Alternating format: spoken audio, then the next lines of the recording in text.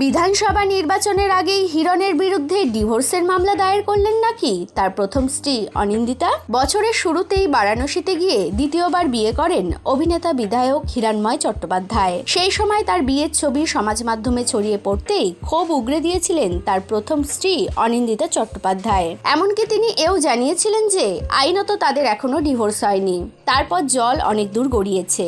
এই মুহূর্তে ভোট প্রচারে ব্যস্ত হিরণময়, সেই সঙ্গে চলছে তার ব্যক্তিগত জীবন নিয়ে বিরাট জলঘোলা। প্রথম স্ত্রী অনিন্দিতা চট্টোপাধ্যায়ের সঙ্গে দূরত্ব, ঋতিকা গিরির সঙ্গে বিয়ে, এই নিয়ে সর্বত্র আলোচনা চলছে। এর মধ্যেই আবার ছড়িয়ে পড়েছে অভিনেতার প্রথম স্ত্রী অনিন্দিতা নাকি বিবাহ বিচ্ছেদের মামলা করেছেন। এই খবরটা কতটা সত্যি? এক সংবাদ মাধ্যমকে অনিন্দিতা জানিয়েছেন, ভুল খবর রটছে, আমি এখনই ডিভোর্স ফাইল করিনি। তবে যেহেতু বিষয়টা আইনের অধীনে, তাই এখনই আর কিছু বলতে পারছি না। তবে কিছু পদক্ষেপ নেব। নমিনেশন ফাইলে তো সেই আমার নামই দিতে হবে স্ত্রীর জায়গায়। ইতিমধ্যেই ইনকাম ট্যাক্স রিটার্ন ফাইল চেয়েছে আমার থেকে। প্রসঙ্গত, স্বামীর দ্বিতীয় বিয়ের খবর কানে যেতেই আনন্দপুর থানায় গিয়ে হিরণের বিরুদ্ধে ভারতীয় ন্যায় সংহিতার 494 এবং 498 ধারায় মামলা দায়ের করেছিলেন অনিন্দিতা।